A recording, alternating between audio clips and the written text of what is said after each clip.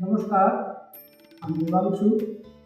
আগামী 28শে মে 2026 জ্ঞান মঞ্চে একটি সুন্দর নৃত্য এবং বাদ্যের আয়োজন করা হয়েছে।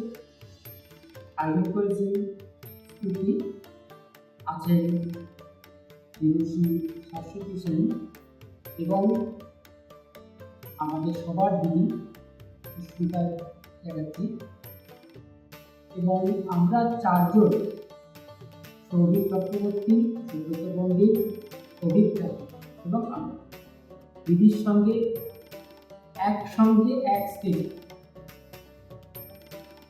নাচার সুযোগ আমাদের দিয়েছে। আপনারা সবাই আসুন, এনজয় করুন।